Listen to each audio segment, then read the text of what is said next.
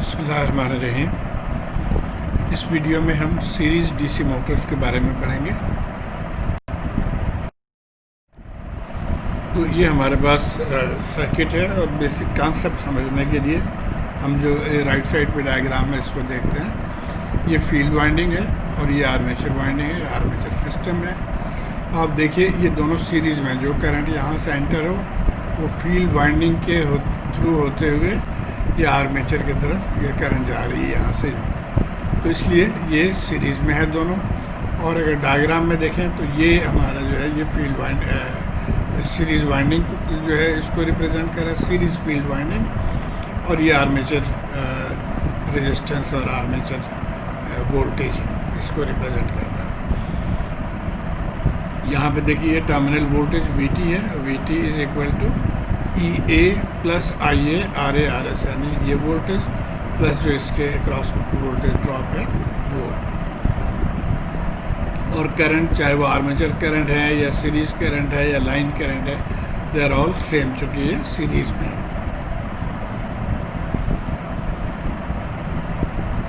और ये एक चीज़ याद रखिएगा, और इसमें काफ़ी कन्फ्यूजन होती है कि जो इंड्यूस्ड वोल्टेज है या जनरेटेड वोल्टेज जिसको हम EA कहते हैं, और जो टर्मिनल वोल्टेज है इनमें क्या रिलेशन है। तो ये याद रखें कि मोटर के केस में टर्मिनल वोल्टेज की वैल्यू ज़्यादा है और इंड्यूस्ड वोल्टेज या बैक EMF ये कम है, जबकि जनरेटर के केस में ज़ाहिर वोल्टेज जनरेट ही यहाँ से हो रहा है तो ये ज़्यादा होता है, और यहाँ पे जो आउटपुट पे थोड़े से इससे कम वोल्टेज हमें मिल जाता है।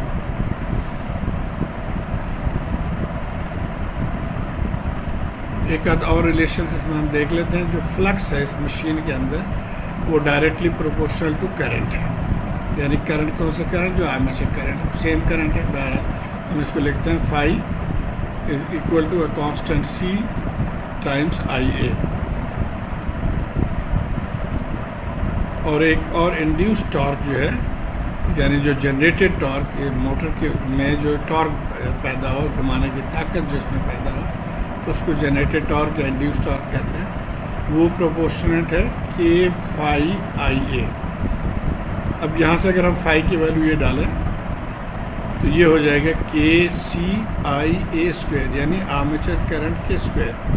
तो आप यहाँ देखें चूँकि ये स्क्वायर में है तो आप ज़रा से increase in the armature current जो है उसके असर ये होगा कि इसमें कई गुना इंड्यूस्ड वोल्टेज में इजाफा हो जाएगा।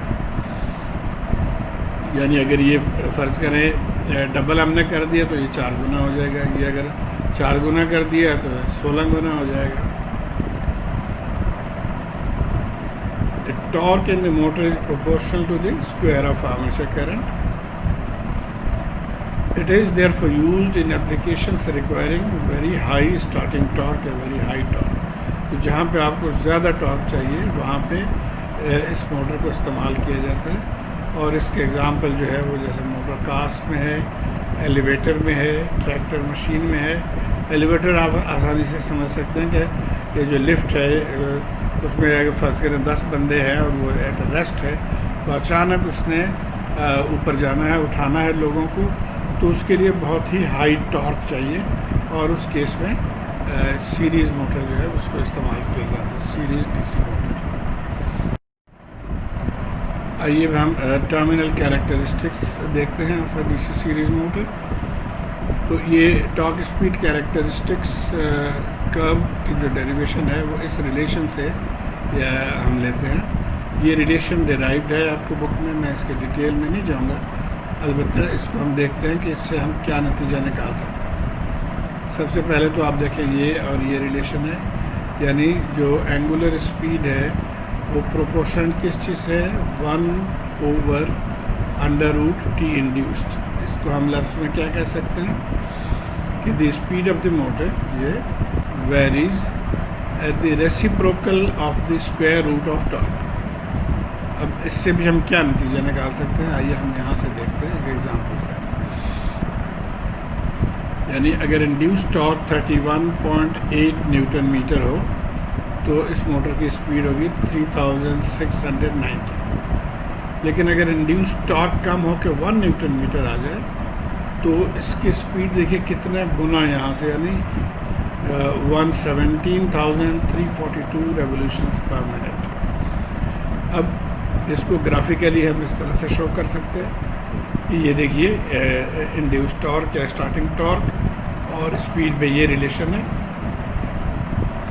और इससे नतीजा क्या हम निकाल सकते हैं? नतीजा ये है कि never completely unload series motor, यानी सीरीज़ मोटर पे आप जो है ना उसको बिल्कुल ज़ीरो लोड ना कर दें या बहुत थोड़ा लोड ना कर दें, क्योंकि आप ये देख रहे हैं कि स्पीड कितना ज़्यादा है। तो ये हाई स्पीड की वजह से ये टूट कर और फ्लाई करके ये पूरे इलाके को, ये पूरे लोगों को ज़ख्मी कर सकता है ये मोटर। दूसरी चीज़ ये है कि नेवर कनेक्ट वन यानी motor to a load by a belt और other mechanism which could break. तो अब लोड को आप बेल्ट के ज़रिए भी ना लगाएं, क्योंकि बेल्ट अगर टूट जाए तो फिर इस मोटर में तबाही मचा देना है। Because of very high speed it will fly. अब आइए हम क्वेश्चन नंबर 8.5 को समझते हैं। फिगर 820 शोज ए 250 वोल्ट सीरीज डीसी मोटर। जब हम कहते हैं 250 वोल्ट डीसी मोटर तो इसका मतलब यह है कि हम जो अप्लाइड वोल्टेज है या टर्मिनल वोल्टेज है वो 250 volt with a compensating winding. तो इसके अंदर कंपनसेटिंग वाइंडिंग है। कंपनसेटिंग वाइंडिंग मेरे पिछले वीडियो लेक्चर में मैंने इसको एक्सप्लेन किया हुआ है। जो आर्मेचर रिएक्शन को कम करने के लिए उसके पोल्स के अंदर हम एडिशनल वाइंडिंग डालते हैं, जिसको कंपनसेटिंग वाइंडिंग कहा जाता है। And A total resistance RA plus RS of 0.08। तो ये दोनों जो रेजिस्टेंसेस हैं वो 0.08 ओम है। The series field consist of 25 turn. तो ये जो फील्ड है सीरीज फील्ड, इसमें 25 टर्न हैं इसमें, with the magnetising curve shown in figure. और ये इसकी मैग्नेटाइजिंग कर्व है जो ये मैग्नेटोमोटिव फोर्स और इंड्यूस्ड वोल्टेज के दरमियान है। Find the speed and induced torque of the motor when the armature current is 50 ampere और calculate and plot the torque speed characteristics. आइए देखते हैं।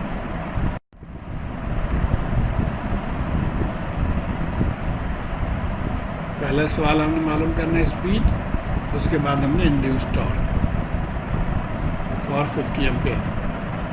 करंट 50 एम्पेयर है, ये हमारे पास वोल्टेज इक्वेशन है। यहाँ से हम इंड्यूस्ड वोल्टेज EA मालूम कर सकते हैं, जो कि ये आप इसको सॉल्व करें, करंट की वैल्यू पुट कर दें, रेजिस्टेंस की वैल्यू पुट करें, तो ये 246 वोल्ट आ गया EA।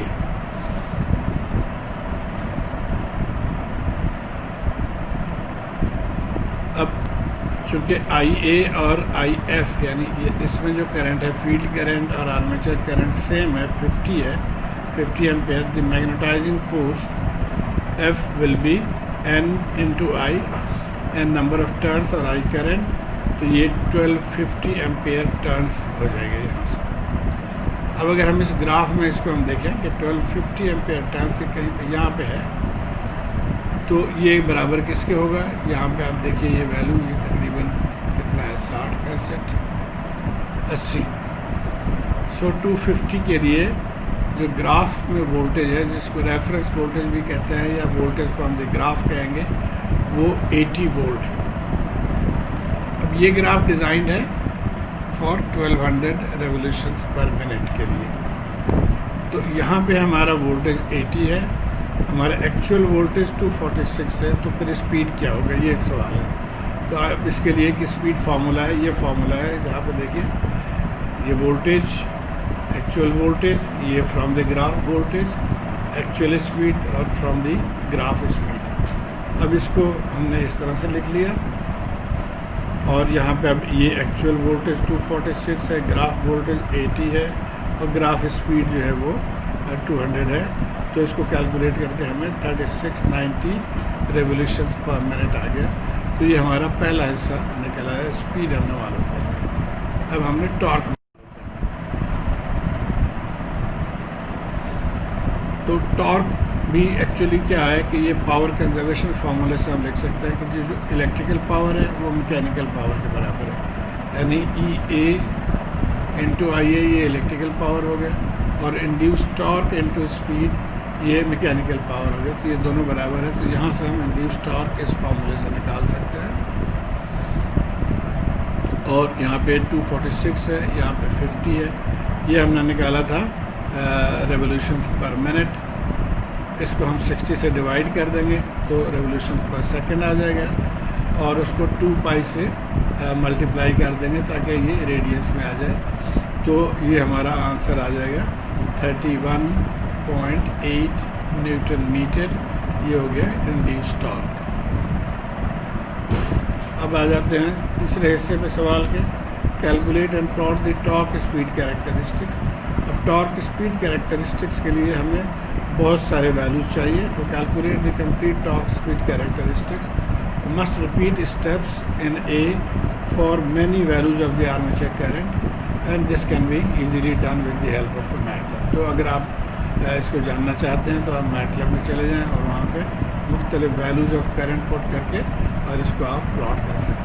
तो उम्मीद है आप समझ गए होंगे कि सीरीज़ मोटर के क्या कैरेक्टरिस्टिक्स है, किस तरह से उसके सवाल को सॉल्व किया जाता है। अब आइए हम इसके स्पीड कंट्रोल को देख लेते हैं। स्पीड कंट्रोल करने के लिए अगेन हम इस फार्मूले में आ जाते हैं। यहाँ से देखिए तो एक तो तरीका है कि वोल्टेज VT को हम कम ज़्यादा करें, इससे हम स्पीड कंट्रोल कर लें। और दूसरा तरीका ये है कि ये रेजिस्टेंस से, ख़ासतौर पर ये रेजिस्टेंस जो है इसको हम मैनिपुलेट करके कम या ज़्यादा करें, जो कि वाइंडिंग की रेजिस्टेंस है। तो until last 40 years or so there was no convenient way to change VT। तो पहले जो है ये टर्मिनल वोल्टेज चेंज करने के लिए कोई आसान तरीका नहीं था, इसलिए जो तरीका यूज़ किया जाता है स्पीड कंट्रोल करने के लिए वो इस सीरीज़ रेजिस्टेंस को कम ज़्यादा करके किया जाता है। और ये आपको पता है कि बेसिकली हम इसमें रेजिस्टेंस बढ़ाते जाते हैं तो पावर वेस्टेज इसके अंदर बहुत ज़्यादा होता था। लेकिन अब क्या हो गया कि अब सॉलिड स्टेट डिवाइसेस की वजह से हम इसको बड़े आसानी से रेजिस्टेंस को चेंज कर सकते हैं और इसकी स्पीड को कंट्रोल कर सकते हैं।